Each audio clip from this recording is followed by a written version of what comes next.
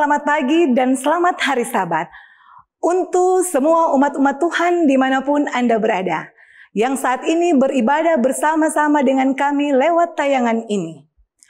Puji syukur kepada Tuhan atas berkat yang sudah kita rasakan selama 6 malam dalam kebaktian kebangunan rohani Bakti Wanita Advent Wilayah Bitung Barat, bekerja sama dengan Yayasan Cornelius dengan tema I will glow for heaven. Saat ini kita akan memuji dan menyembah Tuhan dalam perayaan Sabat. Saudara umat-umat Tuhan, kita akan mengikuti lagu-lagu pujian oleh Praise Team, ayat tema dan doa buka Sekolah Sabat oleh Ibu Yunita Pangalila Sumunge. Dilanjutkan acara keluarga oleh Ibu Suslin Sumiran Sindua. Dan cerita mision Ibu Hana Taguriri Pangalila.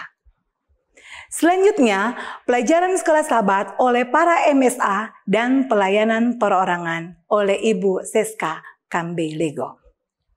Dan acara rumah tangga, sekolah Sabat dan pelayanan perorangan ini akan ditutup oleh Ibu Vivin Tumbal Maramis.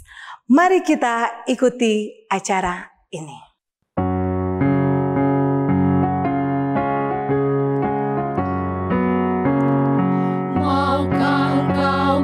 Dari dosa, dalam darahnya ada kuasa. Maukah engkau lawan kejahatan? Kuasa ajaib di darahnya. Ada kuasa, kuasa yang ajaib di dalam darahnya. Ada kuasa, kuasa yang ajaib dalam darah Dombala. Ada kuasa, kuasa yang ajaib di dalam darahnya. Ada kuasa, kuasa yang ajaib dalam darah Dombala. Ayat tema sekolah sahabat kita terdapat pada Efesus 4 ayat 11 sampai dengan 12. Dan ialah yang memberikan baik rasul-rasul maupun nabi-nabi, baik pemberita-pemberita Injil maupun gembala-gembala dan pengajar-ngajar untuk memperlengkapi orang-orang kudus bagi pekerjaan pelayan, bagi pembangunan tubuh Kristus. Mari kita satu di dalam doa. Segala puji syukur kami datang kepadamu ya Bapa, karena begitu besar kasih kemurahan-Mu dalam kehidupan kami, hingga sampai saat ini Tuhan, Engkau masih memberkati kami, Engkau masih memberikan perlindungan dalam kehidupan kami. Tuhan Yesus, Bapa kami dalam kerajaan surga, pada saat ini sebelum kami akan mendiskusikan akan sekolah Sabat, kiranya Engkau memberikan hikmat, kebijaksanaan dalam kehidupan kami, agar apapun yang akan kami bicarakan sebentar Tuhan, kiranya itu boleh kami mengerti dan kami boleh praktekkan dalam setiap kehidupan kami. Seluruh kehidupan kami serahkan dalam tangan-Mu Bapa, dalam nama Yesus. Haleluya, amin. Shalom, salam sejahtera bagi kita semua. Selamat pagi, selamat hari Sabat. Puji syukur kepada Tuhan, hari Sabat ini kita tiba pada penutupan kebaktian kebangunan rohani Bakti Wanita Advent Wilayah Bitung Barat dengan tema I will glow for heaven. Saudara-saudara yang berkati Tuhan, sebelum kita akan mendengarkan nasihat firman Tuhan pada pagi hari Sabat ini, mari kita tunduk kepala, kita berdoa. Tuhan Bapa yang di sorga, kami bersyukur Tuhan, di pagi hari Sabat ini kami boleh diberikan kesempatan untuk berbakti dan menyembah Engkau. Kami sedia untuk mendengarkan nasihat firman-Mu. Urapilah masing-masing kami dengan Roh Kudus-Mu, agar kami boleh mengerti akan firman-Mu dan dapat kami aplikasikan itu di dalam kehidupan kami. Inilah doa kami Tuhan, ampuni dosa kami. Dalam nama Yesus kami berdoa. Amin. Saudara-saudara yang berkati Tuhan, firman Tuhan kita pada pagi hari Sabat ini, saya beri judul Saling Menghormati. Dengan ayat tema yang saya ambil di dalam 1 Petrus pasalnya yang ketiga, ayatnya yang ke-7. Demikian juga kamu, hai suami-suami, Hiduplah bijaksana dengan istrimu sebagai kaum yang lebih lemah. Hormatilah mereka sebagai teman pewaris dari kasih karunia, yaitu kehidupan, supaya doamu jangan terhalang. Jalan utama untuk bergaul dengan orang lain ialah menunjukkan rasa hormat, rasa sopan santun, baik dalam tutur kata maupun dalam tingkah laku kita, dan saling menghargai satu dengan yang lain. Di dalam kitab 1 Petrus pasal yang ketiga ayatnya yang ke-7, Rasul Petrus mengarahkan para suami terutama agar bijaksana terhadap istri. Dengan saling menghormati, maka kita akan masuk dalam rumah tangga yang bahagia. Kadang saudara-saudara kita melihat ada suami yang berlaku sopan, menghargai istri orang ataupun wanita lain. Sedangkan istrinya sendiri kurang dihargai. Demikian juga sebaliknya, kita melihat para istri lebih menghormati laki-laki lain atau suami orang lain daripada suaminya sendiri. Mereka berlaku sopan, penuh tata tertib, dan rapi terhadap tamu-tamu. Sedangkan pada pasangan sendiri tidaklah demikian. Nah saudara-saudara, para istri ataupun suami yang sering berlaku demikian hendaklah bertobat. Bertobat artinya berpaling dari kehidupan lama yang sia-sia, dari cara hidup yang tidak memuliakan Tuhan. Firman Tuhan mengajarkan yang satu harus menghormati yang lain. Tuhan tidak ingin kita saling merendahkan, melainkan Dia ingin agar kita saling menghormati. Saudara-saudara, sebagai contoh sederhana yang mungkin saudara lihat hal ini terlalu kecil ataupun seringkali dianggap remeh. Tetapi saudara, hal yang sederhana ini dapat membawa keintiman dalam rumah tangga. Yang bisa kita contohkan saudara seperti menyiapkan handuk ketika pasangan kita mau mandi, ataupun kita dapat memberikan mereka secangkir air untuk diminum ketika mereka baru pulang dari pekerjaan. Nah saudara-saudara, ada seorang penasehat perkawinan, dia menulis sebagai berikut. Rasa hormat dan sopan santun itu memerlukan sedikit usaha, tetapi sangat besar nilainya sehingga engkau dapat memberinya tanpa usaha. Memang saudara, memberi hormat tampaknya suatu usaha yang kecil saja, tetapi nilainya besar dalam membangun rumah tangga yang bahagia. Kelihatannya remeh dan tidak berarti, tetapi justru di dalamnya pasangan Anda merasakan perhatian secara khusus. Jika saudara-saudara berbuat demikian, suami ataupun istri Anda juga akan membalas Anda dengan rasa hormat, sopan santun, dan kasih sayang. Di dalam kitab Lukas pasal yang ke-6 ayatnya yang ke-31, di sana dikatakan, dan sebagaimana kamu kehendaki supaya orang perbuat kepadamu, perbuatlah juga demikian kepada mereka. Jadi apa yang kita ingin orang lakukan kepada kita, marilah kita melakukan hal yang sama kepada mereka. Ada juga beberapa contoh sederhana yang lain yang bisa kita lakukan di dalam rumah tangga kita. Para suami ataupun istri, sapalah pasangan Anda. Mungkin dengan berkata, halo papa, halo mama, selamat datang di rumah papa. Sambutlah mereka dengan senyuman, ditambah dengan ciuman kasih. Nah, hal ini kedengarannya sederhana saudara-saudara, tetapi sudah menciptakan suasana yang penuh gembira dan menghilangkan rasa lelah ataupun letih dalam pekerjaan sepanjang hari itu. Saudara-saudara, pikirkanlah hal ini dengan jujur di hadapan Tuhan. Perhatikanlah nilai-nilainya di balik hal yang sederhana ini.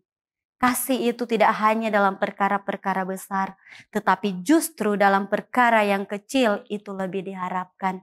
Dan percayalah, hasilnya dapat menambah keharmonisan dalam rumah tangga kita masing-masing. Di dalam kitab Kolose pasal 3 ayatnya yang ke-18, hai istri-istri, tunduklah kepada suamimu sebagaimana seharusnya di dalam Tuhan. Ayatnya yang ke-19, hai suami-suami, kasihilah istrimu dan jangan berlaku kasar terhadap dia. Marilah saudara-saudara, kita sebagai istri, kita sebagai suami, kita ciptakan suasana saling menghormati dalam rumah tangga kita. Maka kebahagiaan dalam rumah tangga kita akan benar-benar kita rasakan. Dan kita dapat merasakan ada sorga kecil di dalam rumah tangga kita. Tuhan Yesus memberkati kita semua di pagi hari Sabat ini. Saya bawa di dalam nama Yesus. Amin.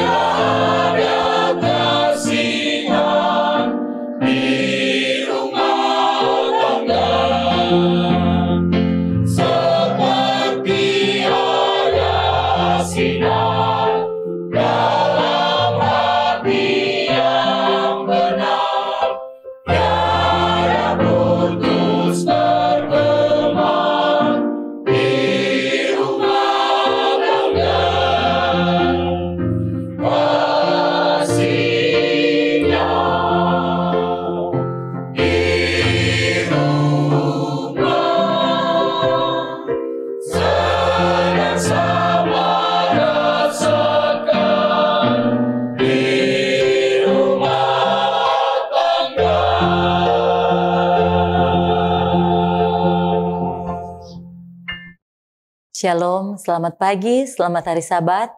Cerita mision kita pada pagi Sabat ini berjudul Sabat ada di Polandia. Seorang pemuda yang bernama Rashar, dia adalah satu-satunya yang beragama Advent di komunis Polandia. Di sana, semua mahasiswa diharuskan untuk masuk kelas pada hari Sabtu. Tetapi Rashar tidak pernah masuk kelas pada hari Sabtu. Satu kali temannya mengatakan kepadanya bahwa mereka akan kedatangan guru yang baru. Seorang profesor yang tangguh dan dia tidak akan memberi Anda hari libur pada hari Sabtu. Lebih baik kamu kemasi barangmu dan pulang. Itu yang temannya katakan kepada Rashar. Tetapi Rachel tidak khawatir. Rachel mengatakan kepada temannya, "Tidak, saya tidak akan pulang karena saya mempunyai Tuhan. Tuhan yang saya sembah, Tuhan yang saya percaya akan membantu saya, akan menolong saya untuk memberikan jalan keluar yang terbaik bagi saya."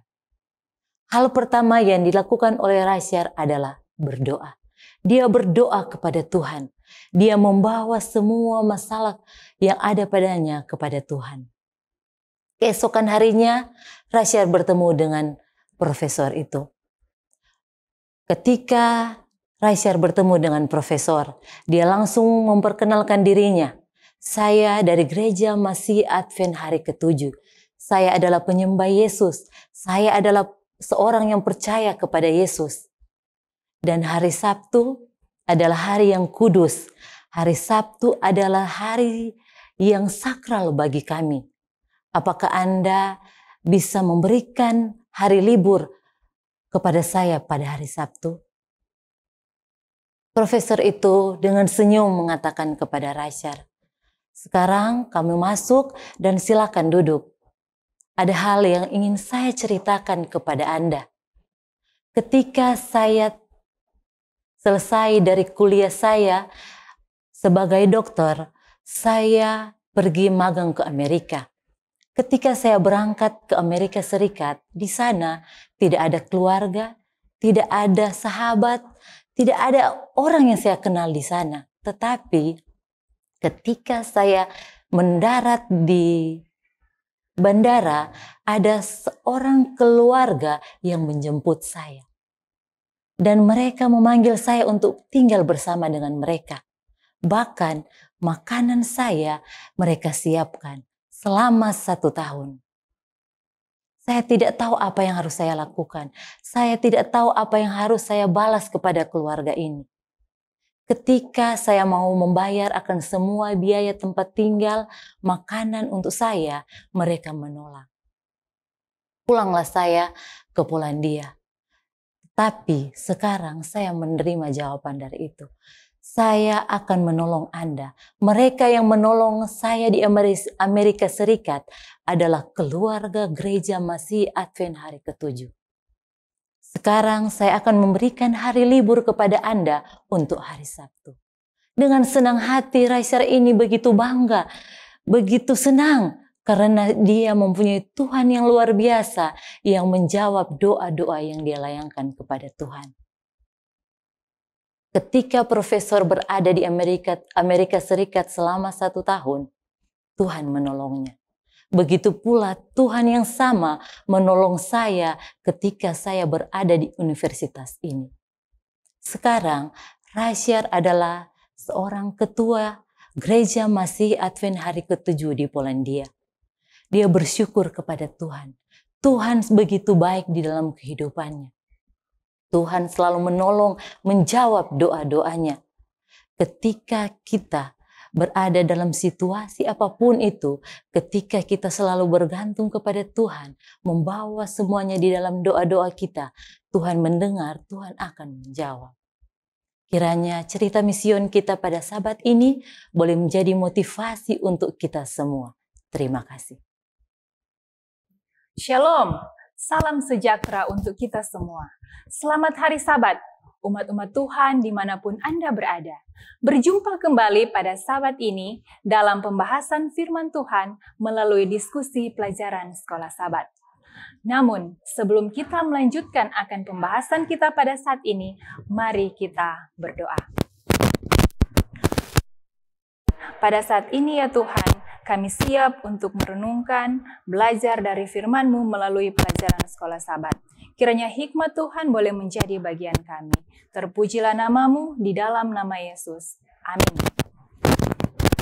Umat-umat Tuhan dimanapun Anda berada, pada saat ini kita tiba pada Sabat pelajaran yang ke-7 dengan judul Kesatuan Tubuh Kristus. Kita dapat bertanya pada saat ini, apakah yang dimaksud dengan kesatuan tubuh Kristus itu? Mari kita lihat ayat inti yang diambil dari kitab Efesus. Efesus pasal 4 ayat 11 dan 12.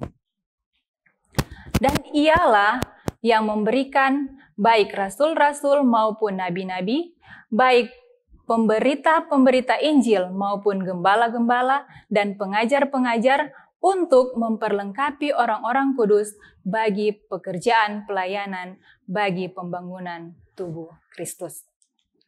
Saudara, dalam tulisan Lyot W. Daly, Aesop Tanpa Moral, New York Thomas Yoselov tahun 1961 halaman 148. Di sana dituliskan seperti ini. Dalam tulisan ini menceritakan satu dari dongeng Aesop dengan judul Perut dan Kaki. Beginilah ceritanya. Perut dan kaki, mereka berdebat tentang pentingnya mereka. Dan ketika kaki mengatakan bahwa mereka jauh lebih kuat sehingga dapat membawa perut kemana-mana. Namun, perut menjawab, "Tetapi teman-teman baikku, jika aku tidak mengambil makanan, maka kamu tidak akan bisa membawa apa-apa." Umat-umat Tuhan dimanapun Anda berada, dalam hal ini Rasul Paulus menggunakan tubuh manusia untuk membuat maksud rohani. Bagi Paulus, tubuh manusia dan gereja sebagai tubuh Kristus yang terdiri dari berbagai bagian dengan kemampuan yang berbeda, yang semuanya harus bekerja sama agar tubuh menjadi sehat. Apa yang kita pelajari, saudaraku? Bagaimana tulisannya Rasul Paulus mencatat dalam Efesus 4 ayat 1-6. Metafora tubuh yang ia gunakan dengan begitu efektif, di mana Kristus sekarang adalah kepala tubuh.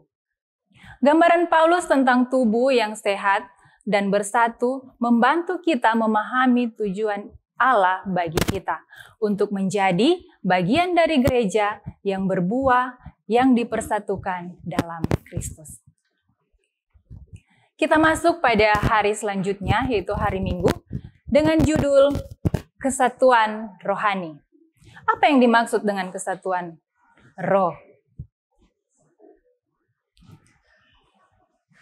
Sebagaimana yang tercatat dalam Efesus 4 ayat 1-16, di mana Rasul Paulus mendorong orang percaya untuk memelihara kesatuan gereja. Di sini ada beberapa hal penting yang ingin saya bagikan. Yang pertama, dalam hal ini Rasul Paulus meminta orang percaya untuk memelihara akan kesatuan roh, dengan cara menunjukkan kebajikan yang membangun kesatuan. Yang kedua, Paulus mengidentifikasi Yesus yang menang dan dipermuliakan sebagai sumber kasih karunia dalam diri orang-orang yang memimpin dalam membagikan Injil, di mana semua anggota gereja harus berkontribusi pada kesehatan, pertumbuhan, dan kesatuan tubuh Kristus. Hal yang ketiga, hidup sebagai orang percaya harus berpadanan dengan panggilan Kristus dengan berjalan dalam iman Kristus. Dan yang keempat, sebagai orang percaya kita dapat menghidupkan sikap pemersatu yang mencerminkan rencana umat Allah. Dalam hal ini, panggilan untuk mempraktekkan kebajikan yang menuntun pada persatuan, kerendahan hati, kelemah lembutan, dan kesabaran. Jadi, saudaraku, umat-umat Tuhan dimanapun Anda berada yang mengikuti akan acara ini, kita dapat melihat akan hal ini menjadi hal utama dalam iman orang Kristen. Untuk apa? Untuk kita dapat memampukan akan kebaikan-kebaikan ini. Mari kita lihat pelajaran selanjutnya yang akan dilanjutkan oleh sahabat saya. Hari ini kita masuk dalam pelajaran sekolah Sabat pada hari Senin dengan judul Bersatu Bersama dalam Ungkapan 1. Bila suatu panggilan atau peringatan dilakukan oleh seorang ibu atau ayah kepada anaknya, maka biasanya diharapkan respon yang baik pada panggilan pertama. Tapi bila panggilan yang pertama atau peringatan yang pertama belum direspon, maka biasanya akan diikuti oleh panggilan yang kedua. Bila panggilan yang kedua belum juga direspon oleh sang anak, maka kata-kata yang keluar dari mulut orang tua adalah, ini yang ketiga nih, perhatikan baik-baik. Berarti apa yang diinginkan oleh orang tua sangat penting, sehingga perlu diulang sampai beberapa kali. Sehingga bila tidak diperhatikan, maka biasanya akan ada hukuman yang menyusul. Nah, Rasul Paulus dalam tulisannya, khususnya di kitab Efesus, berulang kali menyebutkan kata satu atau kesatuan. Seperti satu tubuh atau gereja, satu iman, satu pengharapan, satu roh, satu baptisan, satu Tuhan, dan satu Allah. Hal ini mengindikasikan bahwa tema kesatuan merupakan hal yang ingin ditekankan dan diingatkan oleh Rasul Paulus kepada umat Tuhan di jemaat Efesus, dan juga kepada umat Tuhan kita di saat ini. Bagi kita, ketika mendengar kata bersatu atau kesatuan, biasanya mengandung unsur yang bersifat positif, dan kita berpikir bahwa semua yang bersatu pasti baik. Tapi sebenarnya kata bersatu atau kesatuan merupakan satu kata yang netral, tergantung kepada apa kata bersatu itu digunakan. Supaya bisa lebih dimengerti, akan saya berikan beberapa contoh.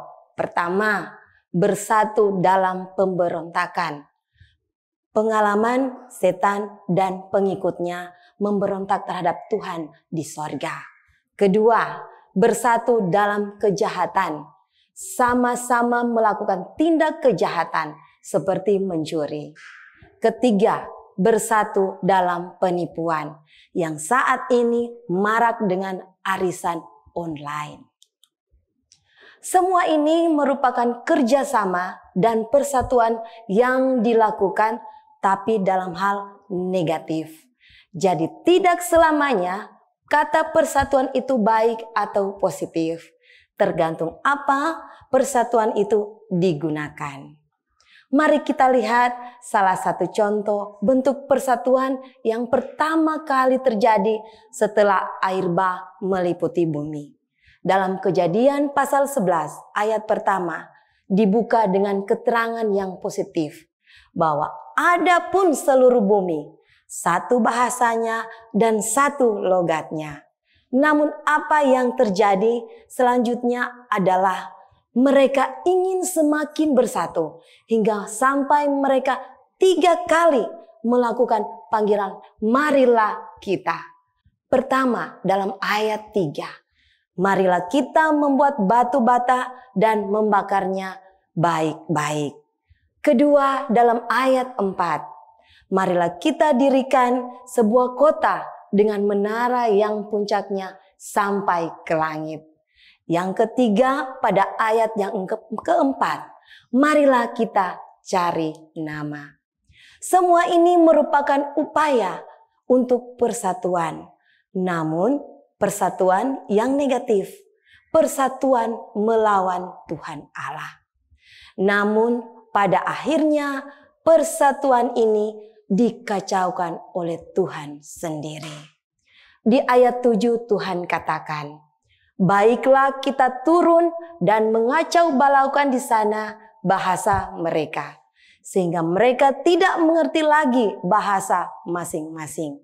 Dalam Alkitab terjemahan bahasa Indonesia sehari-hari, ayatnya berbunyi, sebaiknya kita turun dan mengacaukan bahasa mereka, supaya mereka tidak mengerti lagi satu dengan yang lain.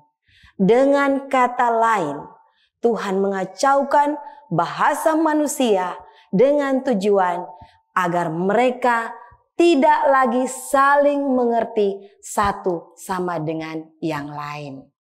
Semua ini merupakan upaya untuk persatuan. Namun persatuan yang negatif, persatuan untuk melawan Tuhan.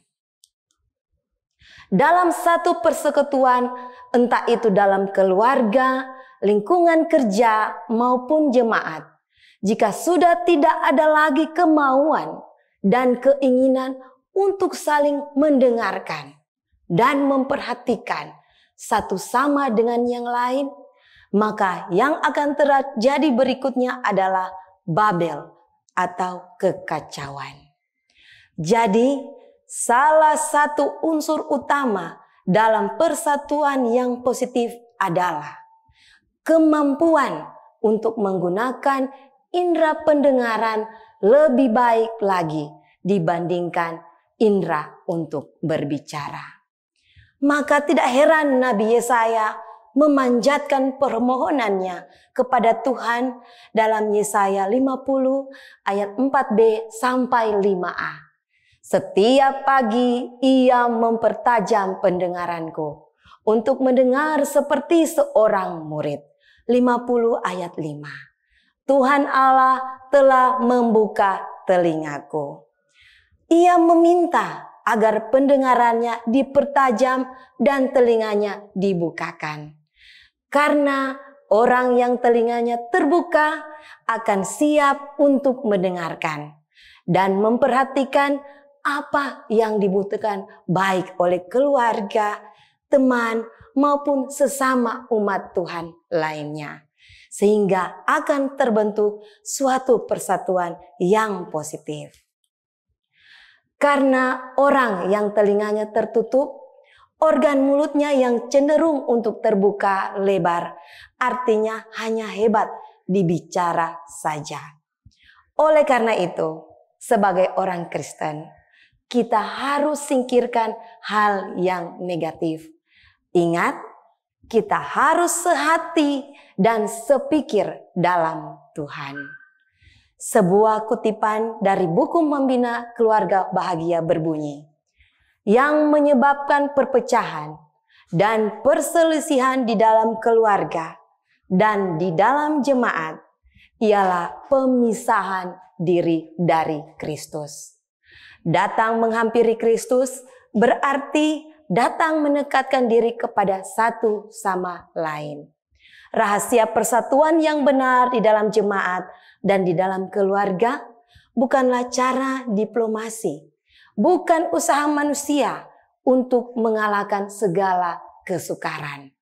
Mungkin banyak daripadanya yang akan berjasa, tetapi yang terutama ialah persatuan dengan Kristus. Dalam Membina Keluarga Bahagia, halaman 168, paragraf yang ketiga. Jadi, orang yang hidup dekat dengan Tuhan akan menjadi murid yang siap untuk saling baku dengar, saling baku perhatikan, saling baku tolong menolong satu dengan yang lain. Dimulai dari mana? Dari rumah tangga, lingkungan tempat tinggal, lingkungan pekerjaan, lingkungan pendidikan, maupun di lingkungan gereja.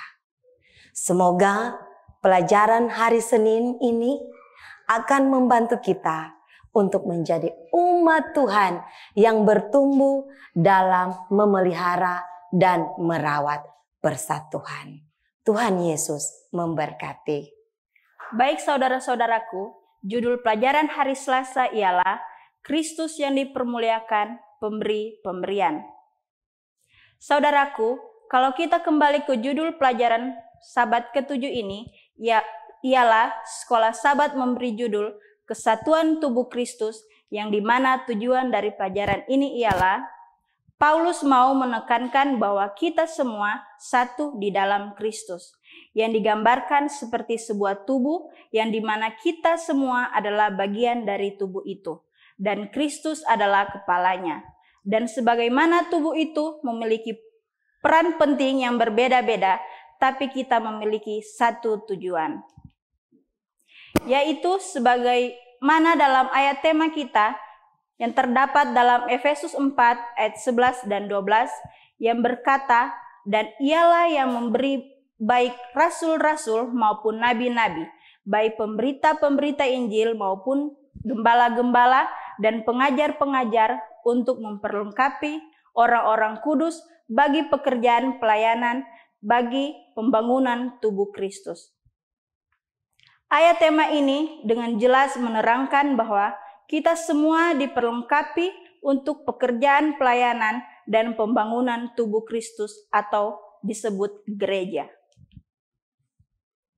Saudara-saudaraku, dalam Efesus 4 ayat 7-10 berkata, "Tetapi kepada kita masing-masing telah dikaruniakan kasih karunia menurut ukuran pemberian Kristus. Itulah sebabnya," kata Nas, "natkala ia naik ke tempat tinggi, ia membawa tawanan-tawanan, ia memberikan pemberian kepada manusia. Bukankah ia telah naik, berarti bahwa ia juga telah turun ke bagian bumi yang paling bawah? Ia juga yang telah naik jauh lebih tinggi daripada semua langit untuk menemukan segala sesuatu." Apa maksud ayat ini?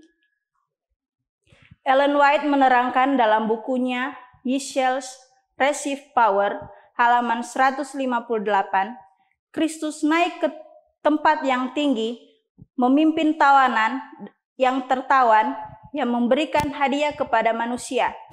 Setelah kenaikan Kristus, Roh turun seperti yang dijanjikan, seperti angin kencang dan dahsyat, memenuhi seluruh tempat di mana para murid berkumpul. Apakah dampaknya? Ribuan orang bertobat dalam sehari. Ellen White menerangkan bahwa ketika Kristus yang dipermuliakan, yang terangkat ke surga, memberikan Roh Kudus kepada kita semua sebagai pelengkap atau untuk memperlengkapi kita untuk pekerjaannya di dunia ini, dalam pelayanan penginjilan maupun dalam pelayanan di gereja sebagai bagian dari tubuh Kristus.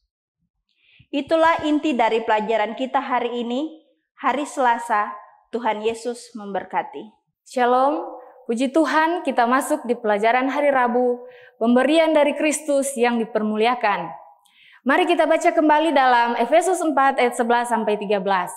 "Dan ialah yang memberikan baik rasul-rasul maupun nabi-nabi, baik pemberita-pemberita Injil maupun gembala-gembala dan pengajar-pengajar, untuk memperlengkapi orang-orang kudus bagi pekerjaan pelayanan, bagi pembangunan tubuh Kristus, sampai kita semua telah mencapai kesatuan iman dan pengetahuan yang benar tentang anak Allah, kedewasaan penuh dan tingkat pertumbuhan yang sesuai dengan kepenuhan Kristus."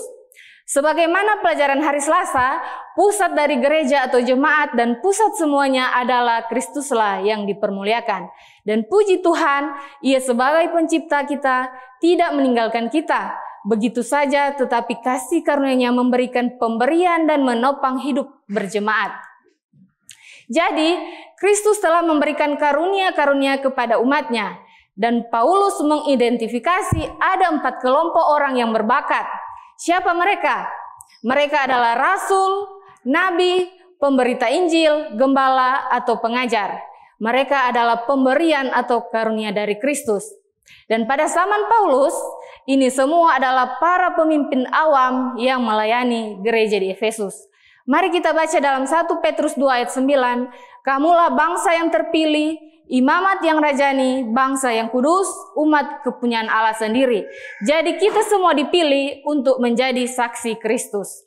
Pertanyaan, untuk tujuan apakah karunia atau pemberian Kristus dalam Efesus 4 ayat 11? Tujuan memberikan karunia-karunia ini untuk merampungkan pekerjaan penting, yaitu memperlengkapi orang-orang kudus bagi pekerjaan pelayanan, untuk kesatuan tubuh Kristus, sampai kita telah mencapai kesatuan iman, dan untuk kedewasaan rohani jemaat. Dan yang terakhir, untuk mengambil bagian dalam sikap kerendahan hati, kelemah lembutan, dan kesabaran Kristus. Saudara-saudaraku yang diberkati Tuhan, jemaat bukanlah organisasi manusia, dibangun dan ditopang oleh manusia dan untuk tujuan manusia. Sebaliknya, gereja diciptakan dan ditopang, dibimbing dalam misinya oleh Allah sendiri. Allah mengerjakan persatuan dan pertumbuhan jemaat melalui karunia rohani atau pemberian dari Kristus. Dengan demikian, pemberian ini adalah cara untuk Allah membentuk, menopang, dan membimbing jemaat. Paulus menyatakan bahwa kesatuan jemaat pada kenyataannya adalah kesatuan roh. Dengan cara yang sama dalam satu Tuhan kita memiliki satu iman dan satu baptisan. Jadi jemaat ada karena Allah menciptakan kita dan memanggil kita serta oleh kasih-Nya memberikan karunia bagi kita untuk menolong kita bersatu dengannya. Kita adalah satu tubuh karena ada satu roh yang memanggil kita dalam satu harapan. Cerminan persatuan Allah Tritunggal memberikan pelajaran kepada jemaat untuk bersatu. Identitas jemaat Kristus adalah persatuan dan pemberian dari Kristus itu sangat penting untuk persatuan dan misi gereja. Jadi sebaliknya, kita akan hilang identitas sebagai jemaat Kristus jika kita tidak bersatu. Roh Kudus akan menolong kita semua. Terima kasih. Saat ini kita akan masuk dalam pelajaran hari Kamis dengan judul Bertumbuh ke dalam Kristus. Di pelajaran hari Kamis ini ada dua hal yang mau ditekankan oleh Paulus. Yang pertama, bahaya yang mengancam kesatuan tubuh dalam pertumbuhan ke dalam Kristus. Dan yang kedua, bagaimana mengatasi bahaya yang ada ini. Hal yang menyebabkan perpecahan atau pertumbuhan itu terhambat di dalam kesatuan tubuh Kristus ini, di sini Paulus menuliskan ada 3. Yang pertama, ketidakdewasaan seperti masa kanak-kanak. Jadi Paulus di sini menggambarkan ketidakdewasaan itu sama seperti anak-anak. Dalam hal ini ketidakdewasaan rohani. Sebagaimana anak-anak itu belum dewasa secara fisik. Dan hal ini sangat berbahaya. Bahkan Rasul Paulus katakan bahwa bahaya ini seperti gelombang di laut. Sehingga kita mudah diombang-ambingkan oleh pengajaran-pengajaran yang sesat atau pengajaran-pengajaran yang palsu. Dan yang ketiga, Rasul Paulus mengatakan bahwa kita bahkan mudah ditipu seperti permainan seorang pesulap. Dan hal inilah yang menyebabkan dan mengancam akan persatuan dan kesatuan tubuh itu di dalam pertumbuhannya ke dalam Kristus. Dan ini juga yang memicu perpecahan di dalam tubuh itu sendiri. Dan Rasul Paulus mengatakan apapun bentuknya, perpecahan itu adalah sesuatu yang buruk. Bahkan dikatakan itu adalah sesuatu yang jahat, yang menghambat untuk menuju kepada kedewasaan Kristen sejati dan memainkan peran yang efektif di dalam tubuh Kristus. Dan yang kedua, bagaimana mengatasi hal ini atau masalah ini? Nah, hal yang bisa dilakukan untuk mengatasi ini adalah setiap anggota tubuh itu harus berperan aktif di dalam perannya, baik dia sebagai tangan, sebagai kaki, dia harus berperan aktif. Coba saudara bayangkan, seandainya kita hanya berdiam diri saja. Tangan hanya berdiam, kaki hanya berdiam, mulut hanya berdiam. Apa yang terjadi? Maka tubuh itu tidak akan bertumbuh secara sehat. Jadi dalam hal ini Rasul Paulus bermaksud supaya setiap anggota tubuh itu mempunyai kontribusi, harus berperan aktif di dalam tubuh itu sebagai kesatuan di dalam tubuh Kristus dan Kristus sebagai kepala. Dan saat ini kita akan masuk kepada kesimpulan. Saudara-saudara, pelajaran kita di sepanjang pekan ini judulnya yaitu kesatuan tubuh Kristus. Berbicara tubuh berarti ini terdiri dari berbagai-bagai anggota. Dan Rasul Paulus menekankan sebagai kepala dari tubuh itu adalah Kristus sendiri. Dan tubuh ini mempunyai anggota-anggota yang saling berkaitan dan saling membutuhkan satu dengan yang lain. Sebagaimana kaki membutuhkan tangan, sebagai tangan membutuhkan kaki, sebagaimana juga anggota lainnya membutuhkan tubuh anggota yang lain. Nah, di sini Rasul Paulus mau menekankan bahwa yang sebagai inti dari tubuh itu adalah Kristus. Dan Rasul Paulus menggambarkan bahwa tubuh atau bagian-bagian tubuh itu adalah jemaat atau gereja. Dan gereja ini atau anggota tubuh ini, karena gereja itu memang secara fisik bangunannya, tetapi yang dimaksudkan di sini adalah orang-orang yang ada di dalamnya. Jadi anggota tubuh itu tangan, kaki, mulut, itu adalah semua anggota jemaat atau semua anggota gereja yang tergabung di dalam persekutuan gereja. Dan semua anggota jemaat ini mempunyai perannya masing-masing. Saya suka menggambarkan kepala atau bagian tubuh ini dengan satu pengalaman yang pernah kami alami di dalam keluarga kami. Ketika tahun 2019 anak kami yang perempuan dia sakit, dan sakitnya ini karena ini saya suka bagikan karena ini sangat berhubungan dengan pelajaran kita mengenai kesatuan tubuh. Anak kami ini mengalami sakit yang namanya sakit autoimun yang namanya GBS atau Guillain-Barré syndrome. Penyakit ini menyebabkan anak ini menjadi lumpuh karena dia punya autoimun menyerang saraf tepinya sehingga tidak ada koneksi antara kepala atau otak atau saraf dengan ototnya yang menyebabkan semua otot tubuhnya itu menjadi lumpuh. Tidak bisa bergerak, tidak bisa bernafas, dan tidak bisa makan atau menelan. Nah, ini saya mau gambarkan bagaimana ketika tidak ada koneksi antara kepala atau otak itu yang di sini Rasul Paulus gambarkan sebagai Yesus sendiri, tidak ada koneksi antara kepala dengan anggota tubuh. Inilah yang menyebabkan masalah, yang menyebabkan anggota tubuh itu tidak akan berfungsi dengan baik. Sehingga dikatakan akan terjadi perpecahan. Kalau ada koneksi antara kepala dan anggota tubuh, jadi ini di sini maksudnya harus ada hubungan antara kepala dan anggota tubuh. Jadi saya mau katakan yang menjadi pusat dari kesatuan tubuh Kristus ini adalah Kristus sendiri. Ketika hubungan atau koneksi itu terputus, maka akan terjadi masalah. Seperti pengalaman yang kami alami kepada anak kami yang sakit. Jadi dia menjadi lumpuh semuanya. Tidak bisa berbuat apa-apa. Karena terputus koneksi antara kepala dan anggota tubuh.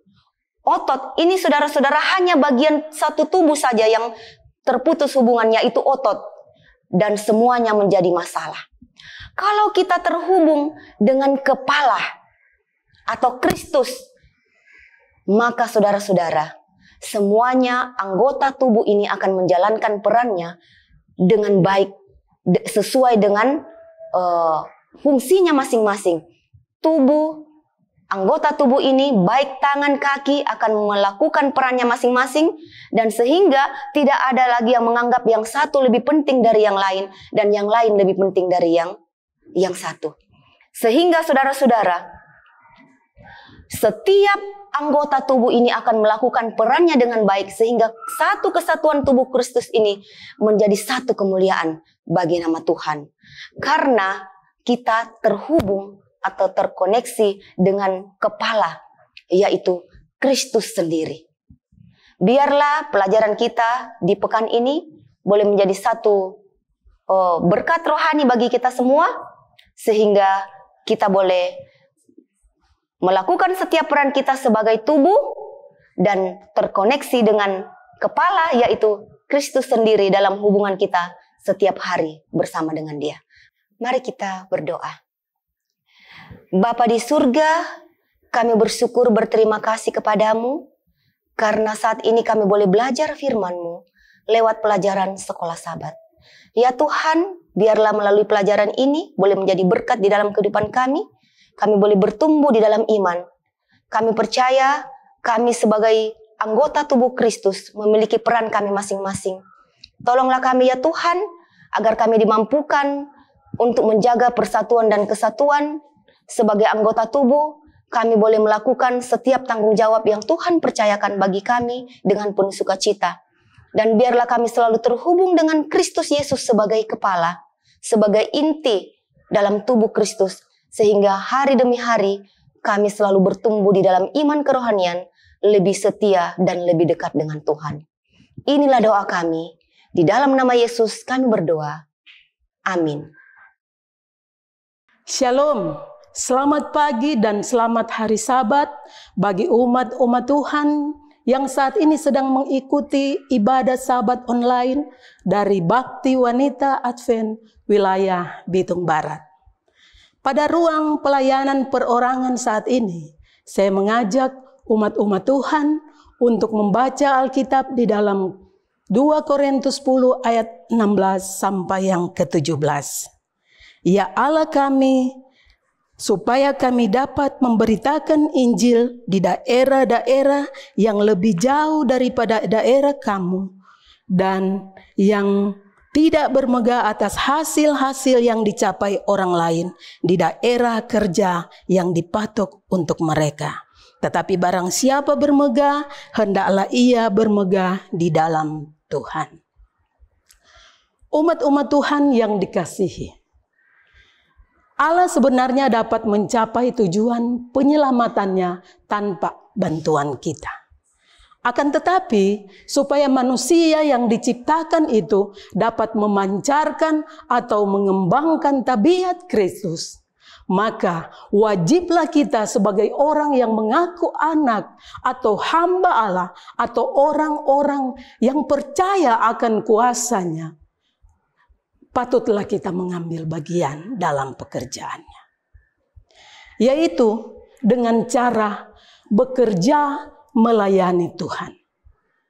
Menginjil, menyampaikan firman, dan mengatakan kedatangannya yang kedua kali.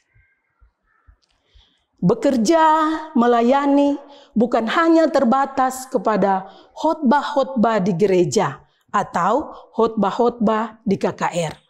Melainkan di mana saja kita pergi dan berada, kita boleh dapat melayani Tuhan. Kita bisa menjadi pembawa terang, agar kita bisa menjadi warga kerajaan surga. Cara lain yang bisa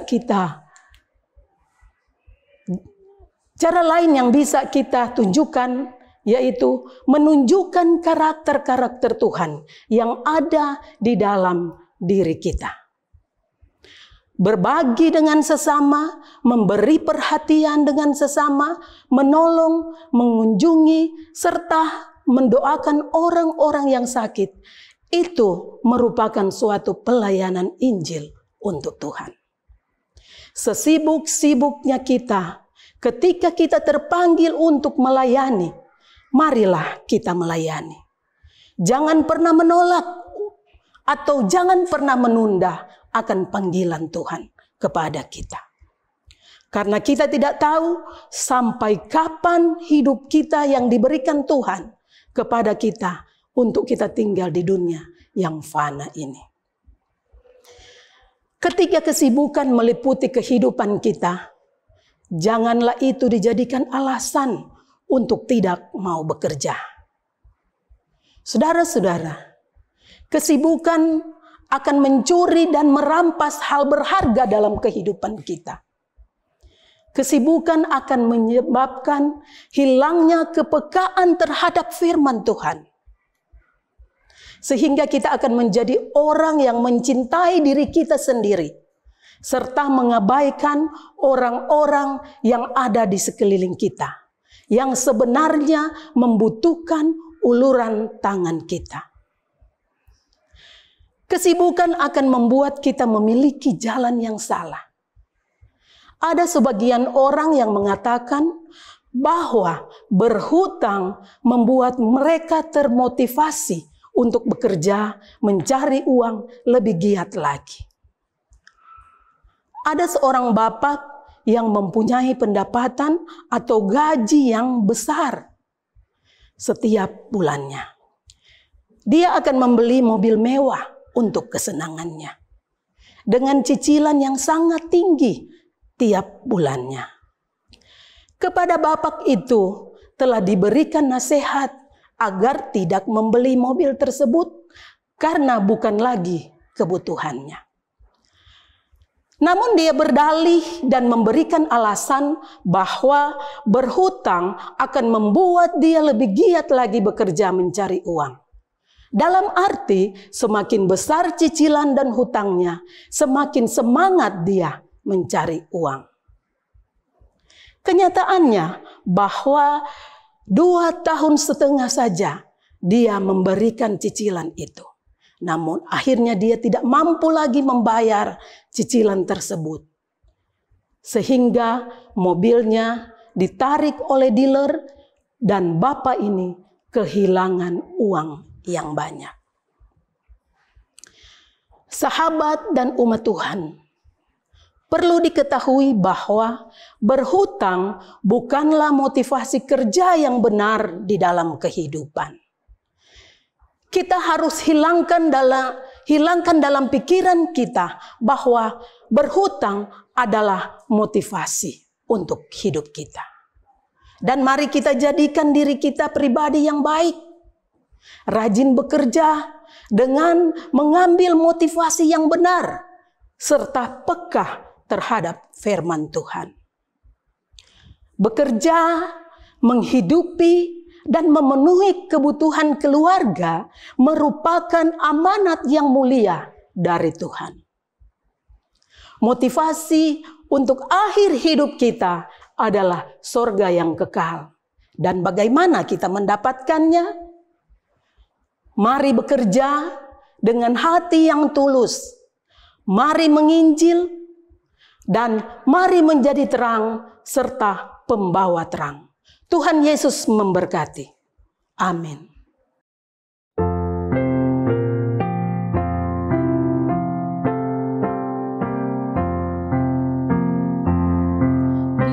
Muliakan Allah, agung karyanya, karena kasih-Nya diberikan putranya, korbankan nyawanya bagi manusia.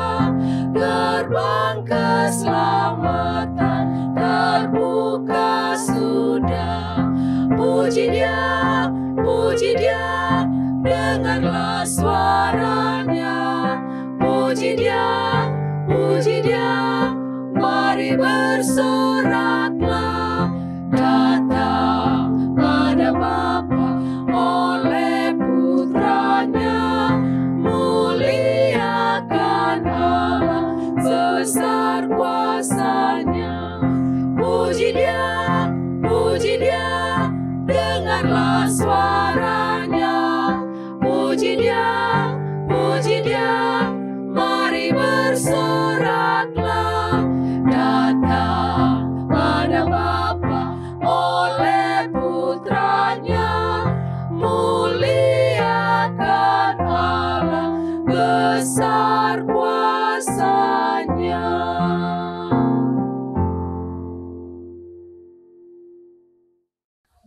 Saudara-saudaraku yang diberkati Tuhan, menutup acara Sekolah Sabat di pagi ini, mari kita satu dalam doa. Ya Tuhan, Allah Bapa kami dalam kerajaan surga, Bapa yang baik, Bapa yang selalu mengasihi kami. Terpujilah nama-Mu Tuhan di pagi Sabat yang indah dan diberkati ini. Bapa, terima kasih atas segala pekerjaan kami di 6 hari yang telah berlalu. Tuhan telah jaga, Tuhan telah pelihara, sehingga kami boleh berada di hari Sabat yang suci ini dengan penuh sukacita.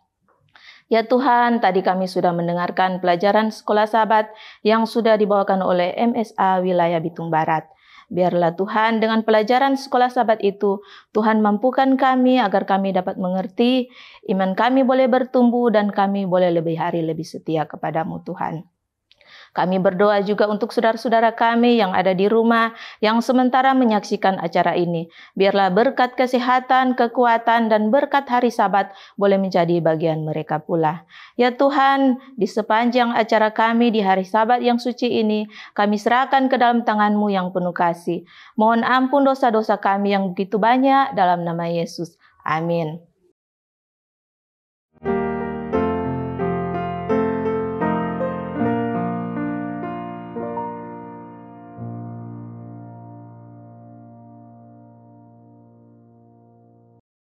Terpujilah nama Tuhan. Perayaan Sabat ini dirangkaikan dengan penutupan KKR Bakti Wanita Advent Wilayah Bitung Barat, bekerja sama dengan Yayasan Cornelius dengan tema I Will Go, I Will Glow for Heaven.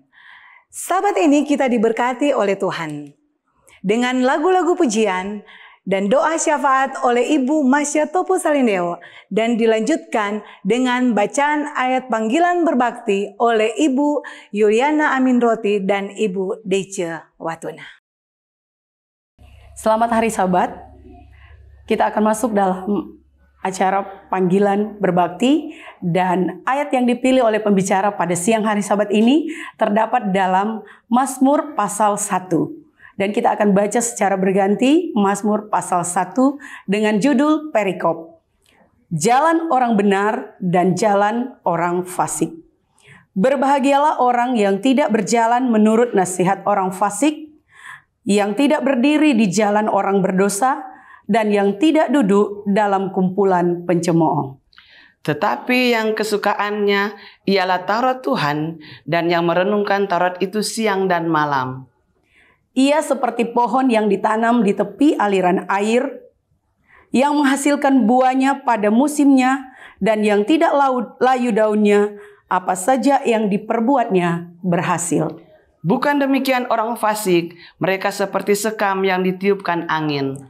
Sebab itu orang fasik tidak akan tahan dalam penghakiman, begitu pula orang berdosa dalam perkumpulan orang benar. Kita baca bersama-sama. Sebab Tuhan mengenal jalan orang benar, tetapi jalan orang fasik menuju kebinasaan. Marilah kita berbakti dalam roh dan kebenaran.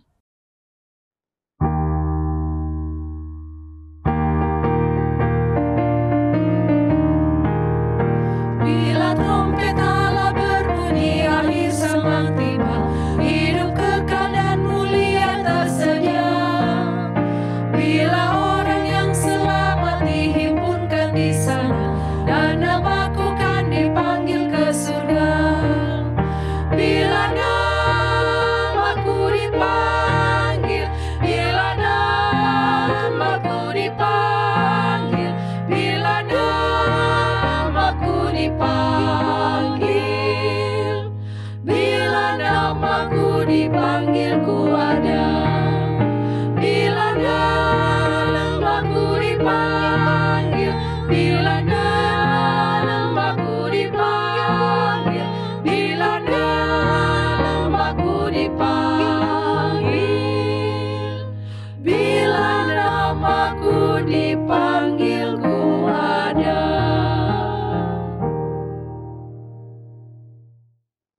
Mari kita berdoa. Bapa kami yang berada di dalam kerajaan sorga, Tuhan yang maha pengasih dan penyayang, Allah kami yang maha kuasa. Kami memuji Engkau karena Engkau patut dipuji dan disembah. Kami memuji Engkau karena kami merasakan berkat-berkat kasih Tuhan telah menjadi bagian kami. Namun kami menyadari Tuhan, begitu banyak kesalahan yang kami buat, begitu banyak pelanggaran dosa yang kami sudah buat, menyakiti hati Tuhan, mendukakan Roh Kudus-Mu, bahkan menyakiti hati sesama kami. Diampunilah kiranya Tuhan, agar doa yang kami layangkan kepada Tuhan, berkenan kiranya Tuhan menyenangkan telinga dan mendengarnya dan menjawabnya. Bapa di sorga, pada Sabat ini kami bersyukur, berterima kasih kepada Tuhan, karena Tuhan telah menjaga melindungi kami semua di sepanjang 1 minggu yang lalu, di dalam segala pekerjaan aktivitas kami masing-masing. Kami bisa tiba di Sabat Tuhan yang suci dan diberkati ini penuh dengan sukacita. Hamba juga bersyukur berterima kasih kepada Tuhan, karena kami merasakan perlindungan penyertaan Tuhan telah menjadi bagian kami. Tuhan telah memberkati kami di sepanjang 1 minggu yang lalu. Kami dapat melakukan kebaktian kebangunan rohani. Gereja Masih Advent Hari ke-7, Daerah Misi Minahasa Utara, Bitung, melalui Bakti Wanita Advent wilayah Bitung Barat. Kami bersyukur oleh karena kami merasakan Tuhan telah menyanggupkan kami dan kami telah melakukan pekerjaan penginjilan ini dengan baik. Itu semua karena campur tangan Tuhan. Bapa di sorga, di siang ini hamba berdoa khusus untuk Ibu Debbie Raranta Poluan, selaku Direktur Bakti Wanita Advent Daerah Misi Minahasa Utara, Bitung, yang akan menjadi saluran berkat, yang akan membawakan pekabaran firman Tuhan di Sabat ini. Kami berdoa Tuhan memberkati beliau. Firman Tuhan yang sudah diatur, firman Tuhan yang sudah disusunnya, ketika disampaikan kami bisa menyaksikan dan mendengarnya, dan membuat kami untuk lebih setia dan takut kepada Tuhan, sambil menunggu Engkau datang di kali yang kedua. Bapa di sorga, hamba berdoa khusus untuk keluarga Pendeta Raranta Poluan. Hamba-Mu Pendeta Leri Raranta yang dipercayakan sebagai Ketua Gereja Masih Advent Hari ke-7 Daerah Misi Minahasa Utara Bitung. Tuhan berkati beliau. Berikanlah dia hikmat bijaksana sorga, agar dia dapat mengemalai semua umat-umat Tuhan yang ada di daerah ini untuk membawa kami masuk di dalam kerajaan sorga. Diberkati semua rencana kehidupan mereka, diberkati semua pekerjaan pelayanan mereka. Kami hanya bisa membawa mereka di dalam doa. Kiranya kasih kemurahan Tuhan akan menjadi milik mereka. Bapa di sorga, di Sabat yang suci dan diberkati ini pula, kami bersyukur dan kami berterima kasih oleh karena ada Yayasan Cornelius yang Tuhan titipkan di wilayah ini untuk menjadi fasilitas pekebaran penginjilan yang dapat kami lakukan. Kami berdoa, kiranya Yayasan Cornelius akan terus diberkati Tuhan. Dari pimpinan dan seluruh staf serta kru yang ada, kami berdoa, kiranya Tuhan menambahkan mereka hikmat, bijaksana, kepintaran, agar supaya mereka dapat mengatur kegiatan di yayasan ini dengan baik, membawa jiwa-jiwa kepada Tuhan dan menjadi berkat bagi banyak orang. Berdoa khusus untuk Cornelius Media, Tuhan kiranya memberkati mereka. Kami percaya bakat, talenta, pendidikan yang mereka miliki, sehingga mereka bisa melaksanakan pekerjaan lewat Cornelius Media. Itu semua adalah berkat dari Tuhan. Sehingga kami bersyukur dan berterima kasih sambil kami bermohon kepada Tuhan, kiranya Tuhan memberkati mereka. Bapa di sorga, pada siang ini pula hamba berdoa untuk negara dan bangsa kami. Dari presiden, para menteri, para pimpinan daerah sampai di daerah-daerah terpencil. Kiranya Tuhan mengetahui masing-masing mereka, agar supaya negara kami akan tetap berjalan dengan aman dan damai. Dan yang paling utama Bapa, kami akan tetap terus memiliki kebebasan untuk beribadah, menyembah kepada Tuhan. Bapa di sorga, hamba berdoa pula pada siang ini untuk seluruh bakti wanita Advent yang ada di wilayah Bitung Barat khususnya, dan semua yang menyaksikan dan ikut berdoa pada Sabat ini. Kiranya Tuhan memberkati. Engkau kiranya menyanggupkan kami menjadi pembawa terang, menjadi terang di mana saja kami berada untuk mempersiapkan diri kami masuk di dalam kerajaan sorga. Bapa di sorga, sekali lagi kami bersyukur berterima kasih untuk perlindungan dan penyertaan Tuhan sampai saat ini telah menjadi bagian kami. Jika ada jiwa-jiwa yang ingin bertobat datang kepada Tuhan, biarlah Roh Kudus-Mu yang akan membawa mereka bertobat kepada Tuhan sebelum pintu kasihan ditutup. Bapa di sorga, terima kasih. Terima kasih karena kami percaya tidak ada yang tertutup bagi Tuhan. Doa dan permohonan yang kami layangkan, kami yakin, kami percaya Tuhan akan dengar dan Tuhan akan jawab. Terima kasih Tuhan.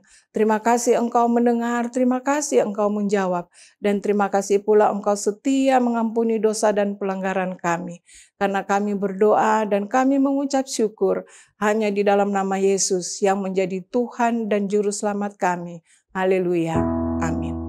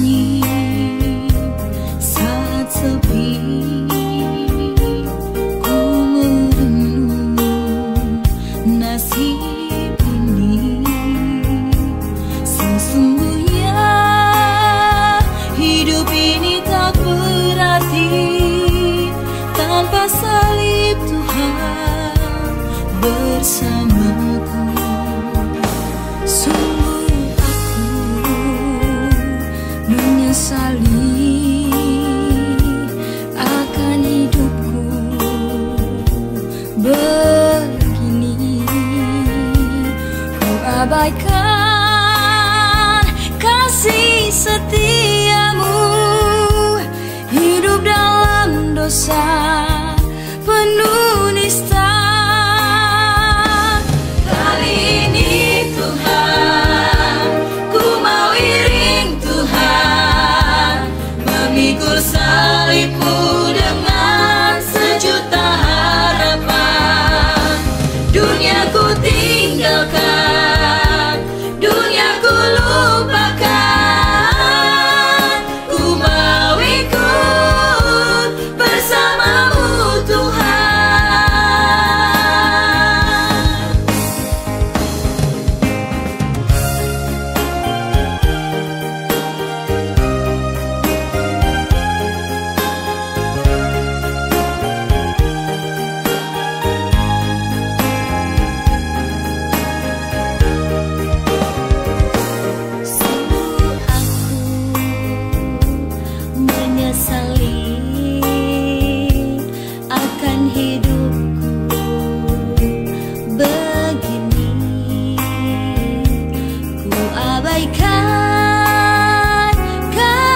Setiamu, hidup dalam dosa penuh nista.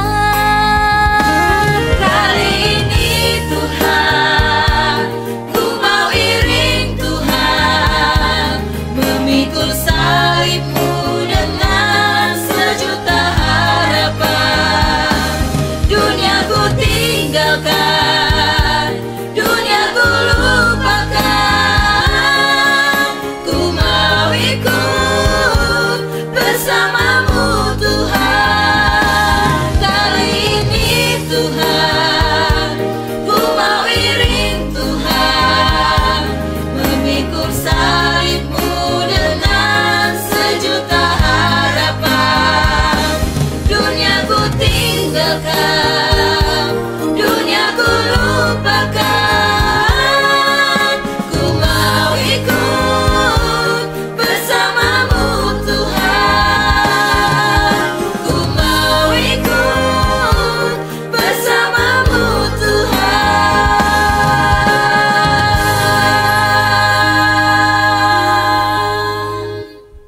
Ayat tema yang telah dipilih oleh pembicara pada siang Sabat hari ini terdapat di dalam Matius 5 ayatnya yang ke-16. Matius 5 ayat 16, demikianlah hendaknya terangmu bercahaya di depan orang, supaya mereka melihat perbuatanmu yang baik dan memuliakan Bapamu yang di sorga. Bapak Ibu yang baru tergabung dalam ibadah Sabat saat ini, kami mengucapkan selamat hari Sabat. Dan yang akan melayani kita pada Sabat ini adalah Ibu Insinyur Debbie Raranta Poluan, MM, MA, ED. Beliau saat ini dipercayakan sebagai Direktur Bakti Wanita Advent dan Koordinator Internasional MSA Daerah Misi Minahasa Utara Bitung. Beliau adalah istri dari Pendeta Leri Raranta selaku Ketua Gereja Masih Advent Hari ke-7 Daerah Misi Minahasa Utara Bitung. Dan mereka dikaruniai satu orang anak, yakni Deila Raranta. Kita akan ikuti ayat tema yang akan dibacakan oleh Ibu Yvonne Sumampo Pele dan lagu tema oleh Praise Team.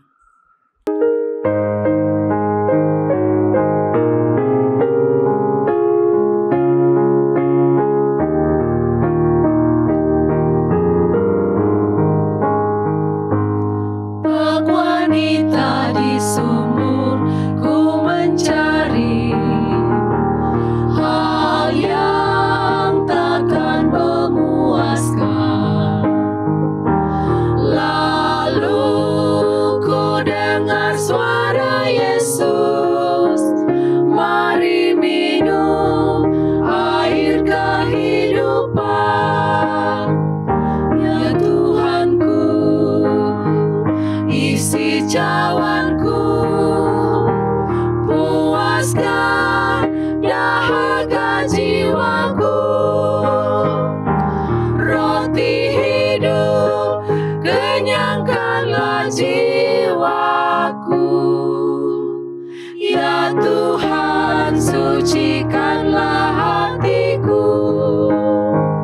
Ya Tuhanku, isi cawanku, puaskan dahaga jiwaku.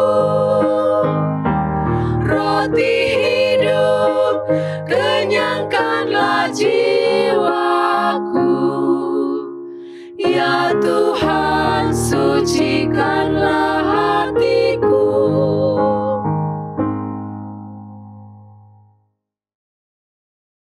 Mari kita berdoa. Bapa kami yang di sorga, kami membuka hati kami. Isilah hati kami dengan kuasa Roh Kudus-Mu, agar kami dapat beribadah pada Sabat hari ini dalam roh dan kebenaran. Dan dalam pekabaran ini, biarlah kami akan selalu memuliakan Engkau sebagai Tuhan dan Juru Selamat kami. Terima kasih Tuhan, karena kami mentabiskan acara khotbah ini dalam nama Bapa, Anak, dan Roh Kudus. Amin. Selamat hari Sabat. Salam sejahtera di dalam Yesus Kristus. Shalom. Puji Tuhan, Tuhan sungguh sangat baik. Hanya oleh kasih Tuhan, kita boleh berjumpa lagi dalam ibadah perayaan Sabat bersamaan dengan penutupan KKR Net yang diselenggarakan oleh Bakti Wanita Advent wilayah Bitung Barat bekerja sama dengan Yayasan Cornelius yang bertemakan I will go, I will grow for heaven. Saya akan pergi, saya akan bersinar untuk surga. Pada Sabat ini, judul pekabaran firman Tuhan yang kita boleh dapatkan yaitu wanita terang untuk surga. Saudaraku, dari begitu banyak nasihat, petunjuk Tuhan Yesus di dalam Alkitab dan kerinduan Tuhan bagi kita sebagai umat manusia adalah menjadi terang untuk sorga. Ayat tema pada Sabat hari ini yang terdapat dalam Matius 5 ayat 16. Demikianlah hendaknya terangmu bercahaya di depan orang, supaya mereka melihat perbuatanmu yang baik dan memuliakan Bapamu yang di sorga. Saudaraku yang diberkati Tuhan, apakah cita-cita kerinduan Tuhan bagi setiap anak-anak Tuhan, secara khusus bagi wanita? Jawabannya adalah menjadi terang yang bercahaya, menjadi terang untuk sorga. Selama kita berada di dunia ini, kita dipanggil untuk menjadi terang dan bercahaya. Diceritakan tentang seorang raja di suatu kerajaan. Raja ini sudah tua dan ia sadari fisiknya yang mulai lemah. Oleh sebab itu raja mengadakan sayembara bagi anak-anaknya untuk menggantikan posisi dia sebagai raja. Raja ini memiliki 3 orang anak laki-laki yang pintar, gagah, dan pemberani. Raja mengadakan sayembara dengan tantangan, yaitu ada suatu ruangan yang kosong, dan ruangan yang kosong ini harus diisi penuh dengan sesuatu benda atau barang. Dan benar, raja memberikan uang modal kepada anak-anaknya sebesar 1 juta, dan yang memiliki uang sisa paling banyak akan terpilih menjadi raja yang baru untuk menggantikan dia. Benar saudaraku, anak yang pertama, dia membeli dan mengisi ruang itu sampai penuh dengan kerupuk yang harganya 500.000. Dan uang sisanya 500.000. Anak yang kedua, dia membeli dan mengisi ruang itu sampai penuh dengan kapas seharga 300.000 dan uang sisanya 700.000. Dan anak yang ketiga, dia membeli sesuatu yang mengisi ruangan itu sampai penuh, yaitu dengan 1 pelita yang bercahaya dan harga pelita itu 1.000. Dan uang sisanya 999.000. Lalu raja melihat cara berpikir anak ketiga yang begitu luas dan sederhana, dan raja pun memutuskan anak yang ketiga menjadi raja menggantikan dia. Bapak, Ibu, Saudara sekalian, Allah menempatkan kita di dunia yang berdosa ini menjadi terang, menjadi wanita pembawa terang. Arti jelas di dalam Kamus Besar Bahasa Indonesia adalah dalam keadaan yang dapat dilihat. Jadi terang dapat dilihat. Kemudian nyata dan jelas. Jadi kalau kita telusuri bahwa terang adalah sesuatu yang dapat dilihat, yang dihasilkan oleh cahaya. Terang mampu mengisi setiap kehidupan yang penuh dengan kegelapan. Tapi ingat, sebelum kita menjadi terang, yang pertama dan utama adalah kita harus hidup di dalam terang. Artinya kita hidup di dalam Yesus Kristus sebagai sumber terang. Firman Tuhan dalam Matius 5 ayat 14 dikatakan, kamu adalah terang dunia. Kota yang terletak di atas gunung tidak mungkin tersembunyi. Dalam Yesaya 60 ayatnya yang ke-1, firman Tuhan berkata, bangkitlah, menjadi teranglah, sebab terangmu datang dan kemuliaan Tuhan terbit atasmu. Lebih lanjut lagi dalam Yesaya 60 ayat yang kedua dikatakan, sebab sesungguhnya kegelapan menutupi bumi dan kekelaman menutupi bangsa-bangsa. Tetapi terang Tuhan terbit atasmu dan kemuliaannya menjadi nyata atasmu. Saudaraku, pada Sabat hari ini kita akan pelajari ada 4 tanda bahwa kita ini adalah wanita terang untuk sorga selama berada di dunia yang gelap ini. 4 tanda pembuat terang di dunia ini untuk sorga. Yang pertama adalah setia. Wanita yang setia, umat-umat yang setia. Contoh seorang wanita dalam Alkitab yang telah menyatakan membuktikan kesetiaannya kepada Tuhannya. Itu kita boleh baca dalam buku Rut, pasalnya yang ke-1. Diceritakan di sana, yaitu pada zaman para hakim memerintah, ada kelaparan di tanah Israel. Lalu pergilah dari Bethlehem beserta istrinya dan kedua anak laki-lakinya ke daerah Moab. Lalu menetap di sana sebagai seorang asing. Nama orang itu adalah siapa? Elimelek. Dan istrinya yaitu Naomi dan kedua anaknya yaitu Mahlon dan Kilion. Dan benar ketika mereka mengadakan mutasi dari Bethlehem, tanah roti, menuju ke Moab. Kemudian pada waktu tiba di Moab, akhirnya matilah Elimelek, suami dari Naomi. Sehingga perempuan itu Naomi tinggal bersama dengan kedua anaknya. Kemudian Mahlon dan Kilion, anak dari Naomi, mengambil wanita di Moab untuk menjadikan istri mereka. Jadi Mahlon mengambil Orpa dan Kilion mengambil Rut. Dan benar di dalam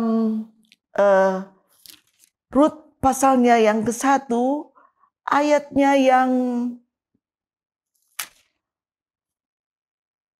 yang ke-5 dikatakan di sana, akhirnya kedua anak daripada Naomi, yaitu Mahlon dan Kilion, meninggal dunia. Jadi tinggallah Naomi bersama dengan kedua anak mantunya, yaitu Orpa dan Rut. Saudaraku, pada saat itu Naomi mendengar bahwa di Bethlehem masa kelaparannya sudah berakhir. Sehingga dia bersedia berkemas bersama dengan menantunya untuk menuju ke Bethlehem, meninggalkan tanah Moab. Dan benar, ketika dia akan siap-siap untuk pergi, Naomi berkata kepada menantunya, yaitu Orpa dan Rut. Di dalam ayatnya yang ke-8 dalam Rut pasal 1 dikatakan, pergilah, pulanglah masing-masing ke rumah ibunya.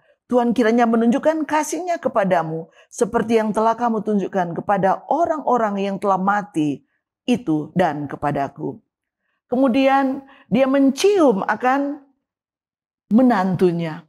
Dan pada saat itu mereka katakan, ibu, kami tetap ingin ikut bersama denganmu. Tapi pada saat itu Orpa katakan, tidak, pulanglah bersama dengan orang tua kamu, karena saya tidak mungkin lagi mendapatkan seorang anak untuk menggantikan anak-anakku yang telah meninggal dunia. Dan benar, pada saat itu dengan berhati-hati Orpa meninggalkan Naomi, tetapi anak mantunya Rut berkeras hati. Kemudian kita boleh dapatkan bagaimana prinsip kesetiaan yang teguh daripada Rut. Di dalam Rut pasal 1 ayat 16. Tetapi kata Rut, janganlah desak aku meninggalkan engkau dan pulang dan tidak mengikuti engkau, sebab kemana engkau pergi, ke situ jugalah aku pergi.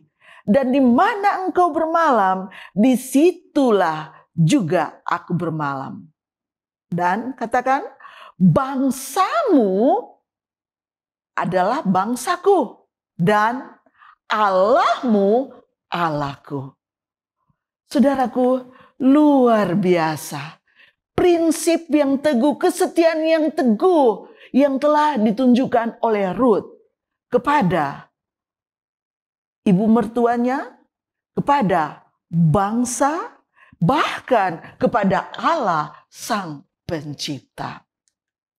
Saudaraku yang diberkati Tuhan, ekspresi atau ungkapan Rut adalah ekspresi kesetiaan tanpa mengharapkan imbalan.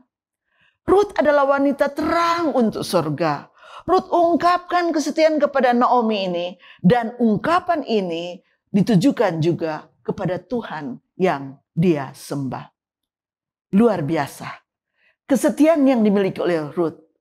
Dan Allah ingin merindukan kita semua menjadi wanita-wanita, menjadi pria, menjadi umat-umat Tuhan yang setia, yang memiliki prinsip bahwa Allahku adalah Allah yang hidup dan Allah yang kita perlu sembah.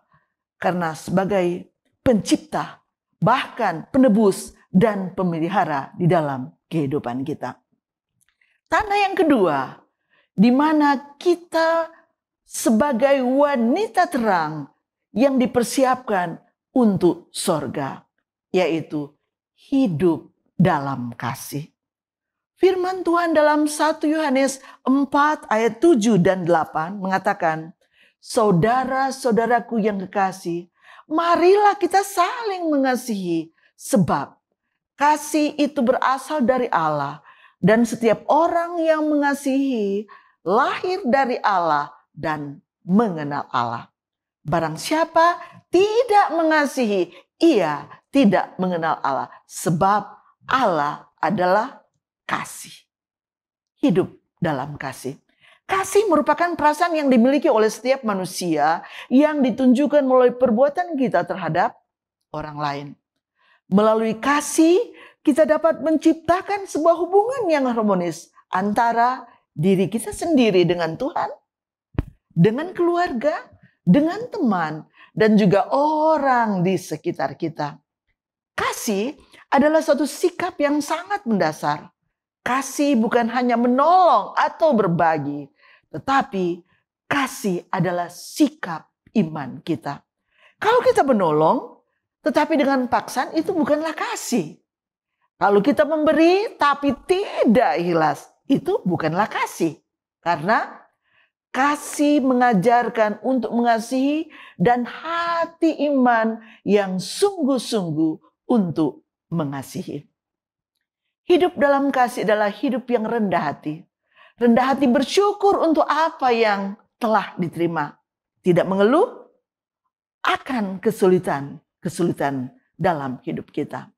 Karena orang yang memiliki sikap menjadi terang yakin bahwa cahaya Tuhan mengisi akan hidupnya. Saudaraku yang diberkati Tuhan, ketika kita hidup dalam terang, kita harus hidup membuat terang kepada setiap orang dengan hidup di dalam kasih.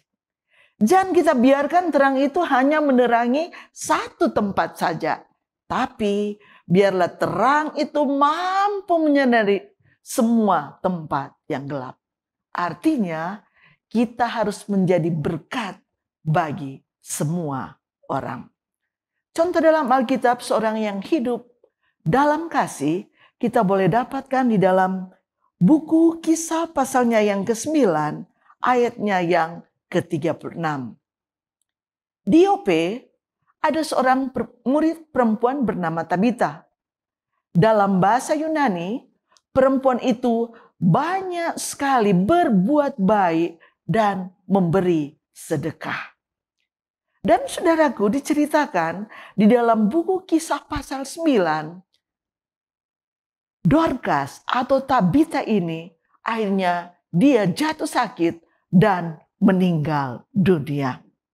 Dan benar ketika dia meninggal dunia, dikabarkan kepada Petrus. Dan pada saat dia meninggal dunia, banyak wanita yang di Yope itu datang menangis di tempatnya daripada Dorcas atau Tabita. Dan pada saat itu, Petrus, seorang rasul, datang ke Yope untuk melihat keberadaan daripada Tabita. Dalam Kisah pasalnya yang ke-9 ayat 40, firman Tuhan menuliskan di sana. Tetapi Petrus menyuruh mereka semua keluar, lalu ia berlutut dan berdoa. Kemudian ia berpaling ke mayat itu dan berkata, Tabita, bangkitlah. Lalu Tabita membuka matanya dan ketika melihat Petrus, ia bangun lalu duduk. Saudaraku yang dikasihi oleh Tuhan, apabila kita hidup dalam kasih, menjadi terang di dunia ini, kalaupun kita mengalami kematian, kita pasti dibangkitkan pada waktu Yesus datang. Sesuai dengan firman Tuhan dalam 1 Tesalonika 4:16. Sebab pada waktu tanda diberi, yaitu pada waktu penghulu malaikat berselu dan sangkakala alat berbunyi, maka Tuhan sendiri akan turun dari sorga dan mereka yang mati dalam Kristus akan lebih dahulu bangkit. Sesudah itu, kita yang hidup yang masih tinggal akan diangkat bersama-sama dengan mereka dalam awan menyongsong Tuhan di angkasa. Demikianlah kita akan selama-lamanya bersama-sama dengan Tuhan. Jadi saudaraku, bila mana kita hidup di dalam kasih Yesus, maka walaupun kita akan mati, kita akan dibangkitkan untuk ke sorga. Nah, tanda yang ketiga bahwa kita adalah wanita-wanita terang yang siap untuk ke sorga, yaitu tetap bersikap sabar, jangan cepat marah. Sabar adalah satu sikap atau kemampuan mengendalikan diri, menahan emosi, serta bertahan dalam situasi sulit dengan tidak mengeluh. Sabar adalah obat yang terbaik untuk segala kesukaran apapun.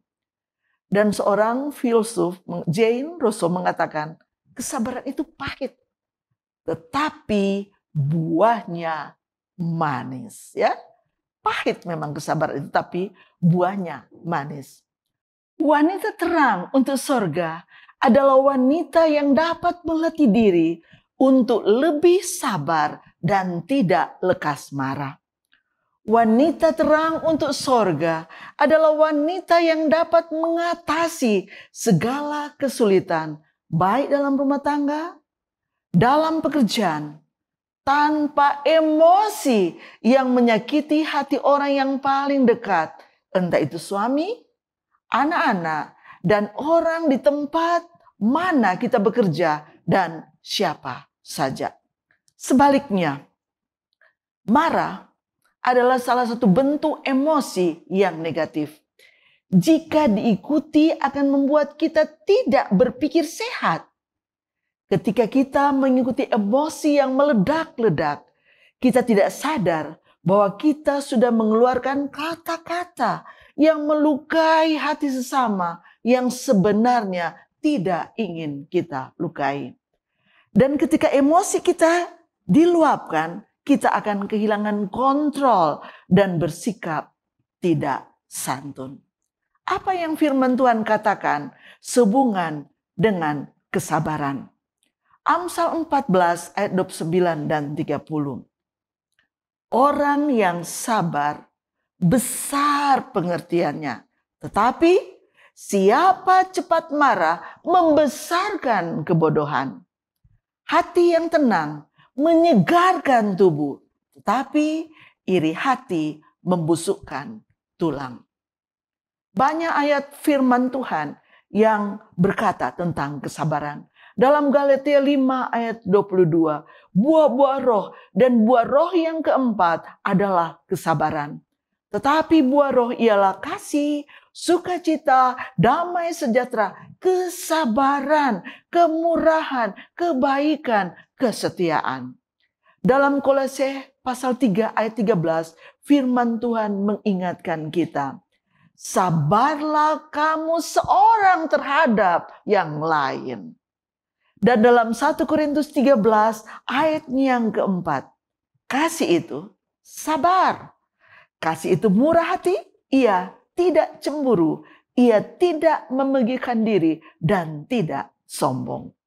Lebih jauh dalam Amsal 16 ayat 32 dikatakan, orang yang sabar melebihi seorang pahlawan. Orang yang menguasai dirinya melebihi orang yang merebut kota. Saudaraku, bagaimana kita dapat belajar sabar? Yaitu melalui hubungan dengan Yesus di dalam doa. Saat kita terus berhubungan dengan Yesus, Yesus akan membimbing kita dengan kuasa Roh Kudus untuk menjaga agar kita lebih sabar dan tidak cepat marah dalam menghadapi setiap ujian dan tantangan hidup ini. Kesabaran adalah sebuah kualitas iman yang dapat terpelihara dan ditingkatkan melalui doa dan hubungan kita dengan Tuhan. Penulis rohani Ellen G. White dalam buku Kerinduan Segala Zaman halaman 324 menuliskan, kecuali kita berhubungan dengan Allah, maka kita tidak pernah dapat menahan pengaruh-pengaruh yang tidak terpuji dari kecintaan diri, pemanjaan diri, dan godaan dosa. Kita bisa saja dapat meninggalkan banyak kebiasaan buruk pada waktu kita sebagian meninggalkan setan, tetapi tanpa hubungan vital dengan Tuhan, melalui penyerahan diri padanya saat demi saat, maka kita akan dikalahkan. Tanpa pergaulan pribadi dengan Kristus dan persekutuan terus-menerus, kita berada dalam kekuasaan musuh dan akhirnya akan melakukan perintah-perintahnya. Saudaraku, wanita terang untuk sorga adalah wanita atau umat-umat Allah yang tetap sabar dan tidak cepat marah. Tanda yang keempat, sebagai wanita terang untuk sorga, yaitu hidup dalam rendah hati. Rendah hati dapat diartikan sebagai pribadi yang memposisikan diri agar tidak merasa lebih penting, lebih tinggi, lebih pintar, atau lebih benar dari orang lain. Salah satu ciri orang yang rendah hati adalah mau mendengarkan pendapat, saran, serta kritikan dari orang lain. Sikap atau pribadi yang mau diajarkan ini adalah merupakan karakter dasar dari rendah hati. Sebaliknya, sikap angkuh, sombong adalah cenderung merasa dirinya paling benar, lebih kuat, lebih penting, lebih pintar, dan lebih tinggi dari orang lain. Saudaraku, orang yang rendah hati sangat dicintai Yesus. Dan apa nasihat Alkitab untuk sikap yang rendah hati ini? Dalam 1 Petrus 5 ayat 5 dan 6 firman Tuhan, Allah menentang orang yang congkak tetapi mengasihani orang yang rendah hati. Karena itu, rendahkanlah dirimu di bawah tangan Tuhan yang kuat, supaya kamu ditinggikannya pada waktunya. Lebih jauh firman Tuhan dalam Lukas 18 ayat 17. Aku berkata kepadamu, sesungguhnya barang siapa tidak menyambut kerajaan Allah seperti seorang anak kecil, ia tidak akan masuk ke dalamnya. Saudaraku yang diberkati oleh Tuhan, kita mengetahui bahwa salah satu karakteristik menonjol dari anak kecil adalah mereka mudah sekali untuk belajar. Apakah saudara dan saya rindu dipakai oleh Tuhan? Marilah kita bersikap rendah hati dan janganlah menyombongkan diri.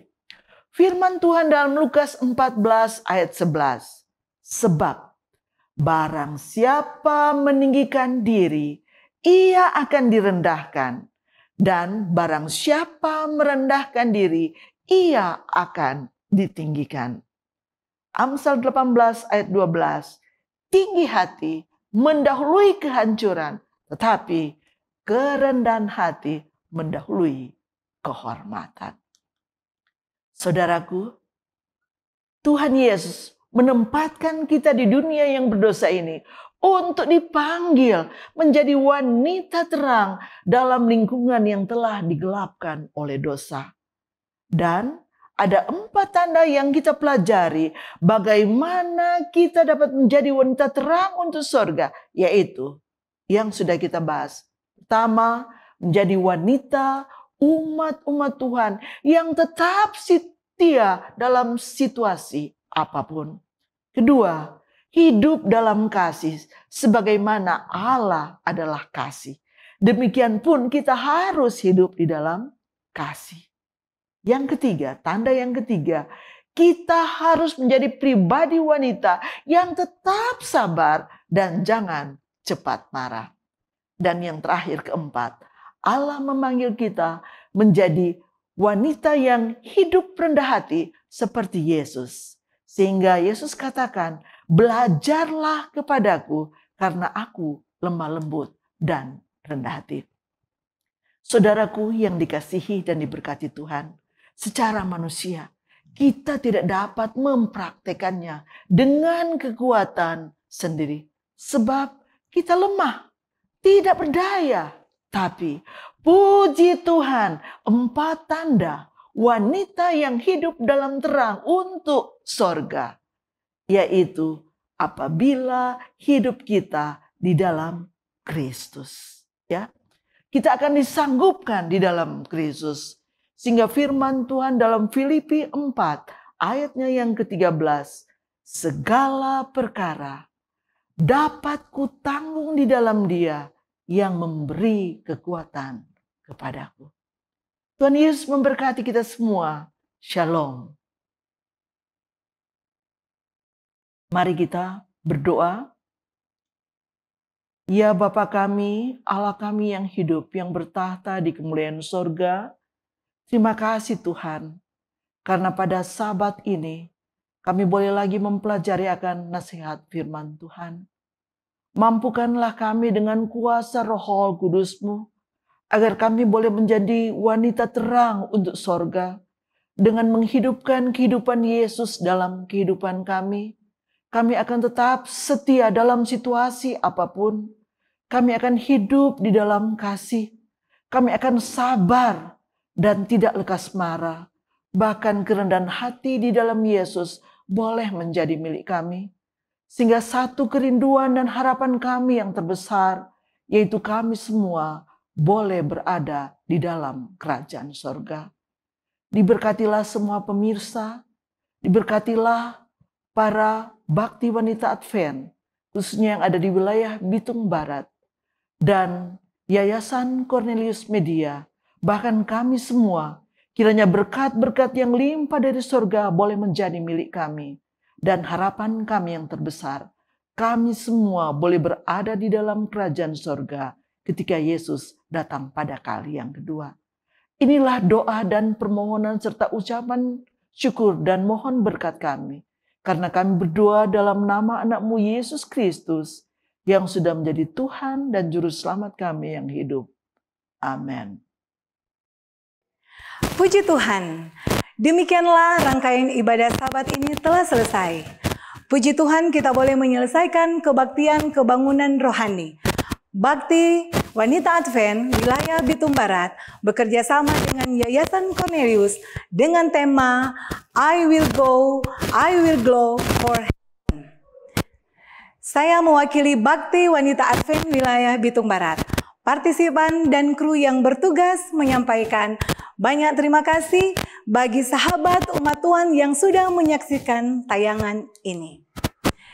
Kami juga memohon maaf apabila terdapat kekurangan selama jalannya acara ini. Sampai jumpa pada kesempatan yang akan datang. Selamat Sabat, Tuhan Yesus memberkati.